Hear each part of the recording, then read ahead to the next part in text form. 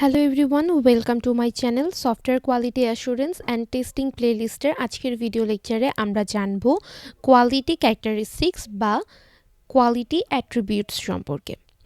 Software quality মেজারমেন্টের ক্ষেত্রে ISO or IEC একটা স্ট্যান্ডার্ড মেনটেন করে, যে স্ট্যান্ডার্ডের উপর ডিপেন্ড করে অ্যাকচুয়ালি আমরা কম্প্যারিজন করে দেখি যে সফটওয়্যার কোয়ালিটি হাই আছে নাকি লো। তো এই ক্ষেত্রে কিছু ক্যারেক্টারিস্টিক্সের উপর ডিপেন্ড করা হয়। এখানে 6টি ক্যারেক্টারিস্টিক্স আছে: functionality, reliability, usability, efficiency, maintainability and portability. এগুলোকে বলা হয় কোয়ালিটি ক্যারেক্টারিস্টিক্স অথবা কোয়ালিটি অ্যাট্রিবিউটস। এবার আজকের ভিডিও লেকচারে আমরা এই 6টি ক্যারেক্টারিস্টিক্স সম্পর্কে একটু বিস্তারিত জানব, যে ফাংশনালিটি বলতে অ্যাকচুয়ালি কী বোঝায়, এই বিষয়গুলো সম্পর্কে বিস্তারিত জানব।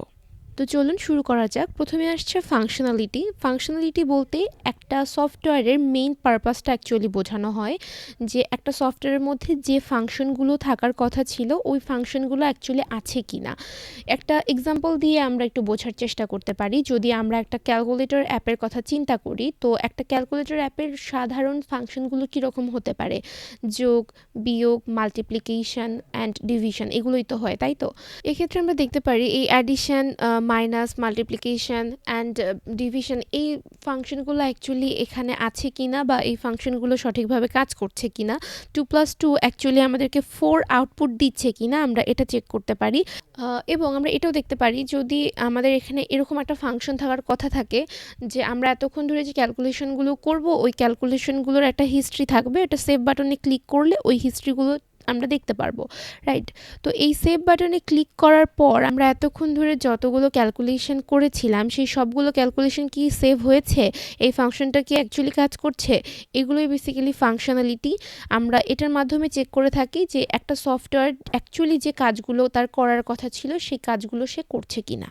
এবার আমরা জানবো রিলায়েবিলিটি সম্পর্কে। রিলায়েবিলিটি মানে হচ্ছে অ্যাকচুয়ালি রিয়েলিটিতে আমাদের রিয়েল লাইফে এই সফটওয়্যারটা কতটুকু ইন্টারাক্ট করতে পারছে, এটা আমাদের রিয়েল লাইফের সাথে মানিয়ে নিতে পারছে কিনা, এটা হচ্ছে রিলায়েবিলিটি। আমরা একটু এক্সাম্পল দিয়ে একটু বোঝার চেষ্টা করি, সেক্ষেত্রে আমরা খুব সহজেই বুঝতে পারবো। ব্যাপারটি হচ্ছে, ধরুন আপনি একটি সফটওয়্যার লগ ইন করার ট্রাই করছেন, অ্যান্ড লগ ইন করার ক্ষেত্রে এরকম একটা বিষয় আছে যে আপনি শুধুমাত্র লেটার এন্ট্রি করতে পারবেন, কোনো নাম্বার দিতে পারবেন না।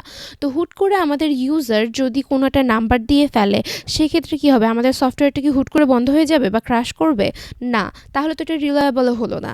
এই মুহূর্তে সফটওয়্যার ক্র্যাশ করা যাবে না। এক্ষেত্রে কি করতে পারে? একটা সফটওয়্যার আমাদেরকে একটা ইরর মেসেজ দিতে পারে, যে ইরর মেসেজ দেখে আমাদের ইউজার বুঝতে পারবে যে না, এখানে একটা নাম্বার দিয়ে ফেলেছি, এই নাম্বারটা দেওয়া যাবে না, এখানে শুধুমাত্র লেটার দিতে হবে। এইভাবে একটা রিয়েল লাইফে কীভাবে রিয়েল স্টোরিগুলোকে হ্যান্ডেল করছে আমাদের সফটওয়্যার, সেটার উপর ডিপেন্ড করে অ্যাকচুয়ালি রিলায়েবিলিটি। এটার আরেকটি সুন্দর একটি উদাহরণ আছে, সেটা হচ্ছে গুগল ডক। ধরুন আপনি পিসিতে গুগল ডকে কাজ করছেন, এই মুহূর্তে ইলেকট্রিসিটি চলে গিয়েছে, তো আপনি এতক্ষণ ধরে গুগল ডকে যে কাজগুলো করলেন এগুলো কি সব ডিলিট হয়ে যাবে? আপনি তো সেভ বাটনে ক্লিক করেননি, তার আগেই তো কারেন্ট চলে গিয়েছে।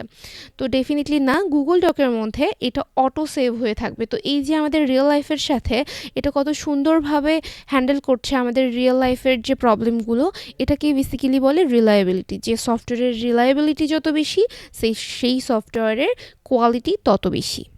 এবার আমরা জানবো ইউজাবিলিটি সম্পর্কে।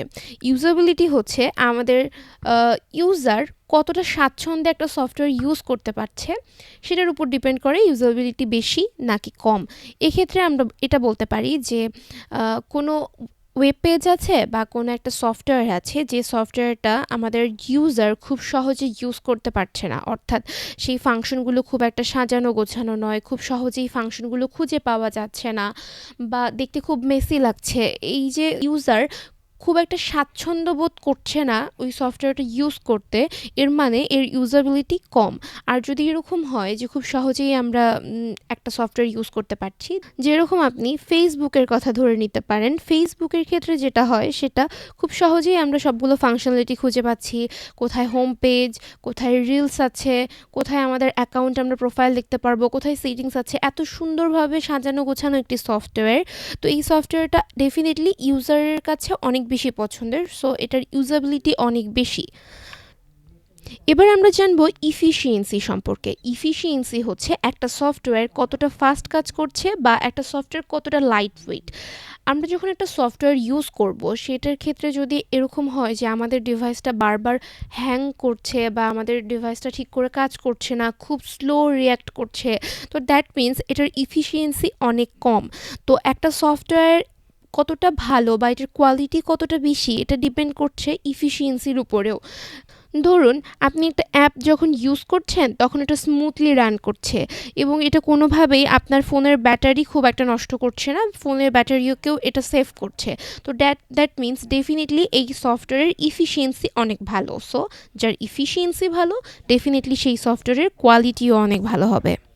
এবার আমরা জানবো মেইনটেনেবিলিটি সম্পর্কে। মেইনটেনেবিলিটি হচ্ছে আপনারা যখন একটা সফটওয়্যার রিলিজ করে দিলেন, আফটার রিলিজ এই সফটওয়্যারটা যখন ডেভেলপাররা এটাকে আপডেট করবে বা আপগ্রেড করার ট্রাই করবে, সেই ক্ষেত্রে এটার মেইনটেনেবিলিটি কতটা ইজি হবে সেটার উপর ডিপেন্ড করছে একটা সফটওয়্যারের কোয়ালিটি কতটা ভালো।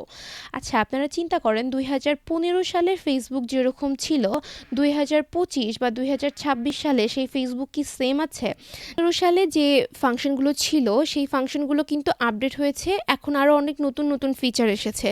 যেরকম ফেসবুক অ্যাপের ক্ষেত্রে যদি আপনারা চিন্তা করেন, আগে মাই ডে অপশন ছিল না বা স্টোরি অপশন ছিল না, রিলস অপশন ছিল না, বাট এখন এই অপশনগুলো অ্যাকচুয়ালি এসেছে, রাইট? তো এটাকে ডে বাই ডে নতুন নতুন ফিচার অ্যাড করা হচ্ছে। তো এই কাজগুলো যে করছে ডেভেলপার করছে। তো ডেভেলপারের ক্ষেত্রে একটা সফটওয়্যারের কোডকে আপডেট করা কতটা ইজি বা সেটার উপর ডিপেন্ড করছে আমাদের মেইনটেনেবিলিটি। তো যার মেইনটেনেবিলিটি বেশি ডেফিনেটলি সেই সফটওয়্যারের কোয়ালিটিও অনেক বেশি। এবার আমরা জানবো পোর্টাবিলিটি সম্পর্কে। পোর্টাবিলিটি হচ্ছে আপনার একটা সফটওয়্যারকে কতগুলো ডিফারেন্ট সিস্টেমে ইউজ করতে পারবেন, সেটা হচ্ছে পোর্টাবিলিটি।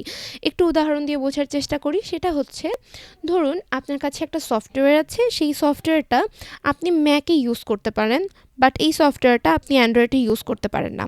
দ্যাট মিন্স এটার পোর্টাবিলিটি অনেক কম। কিন্তু যদি এরকম হয় আপনি একটা সফটওয়্যার আপনি উইন্ডোজ পিসিতে ইউজ করতে পারছেন, আপনি ম্যাকে ইউজ করতে পারছেন, আপনি লিনাক্সে ইউজ করতে পারছেন, আপনি অ্যান্ড্রয়েড ফোনে ইউজ করতে পারছেন, দ্যাট মিন্স আপনি কতগুলো জায়গায় এটা ইউজ করতে পারছেন। ইভেন আপনি এটাকে ওয়েব ব্রাউজারেও ইউজ করতে পারছেন। সো এটার পোর্টাবিলিটি অনেক বেশি হাই। আপনি ফেসবুকের কথা ধরে নিতে পারেন, আপনি ফেসবুক চাইলে আপনার অ্যান্ড্রয়েড ফোনে ইউজ করতে পারবেন, আপনি চাইলে আইফোনে ইউজ করতে পারবেন, ইভেন আপনি চাইলে এটাকে ওয়েব ব্রাউজারেও ইউজ করতে পারবেন। সো একটা সাকসেসফুল সফটওয়্যার কতটা বেশি পোর্টাবিলিটি এটার উপরেও ডিপেন্ড করছে। যার কোয়ালিটি যত বেশি হবে ডেফিনেটলি সেই সফটওয়্যারটা তত বেশি সাকসেসফুল হবে, রাইট? সো পোর্টাবিলিটি যত বেশি সেই সফটওয়্যারের কোয়ালিটিও তত বেশি হবে। সো আমরা এই 6টি কোয়ালিটি ক্যারেক্টারিস্টিক সম্পর্কে আশা করি বুঝতে পেরেছি।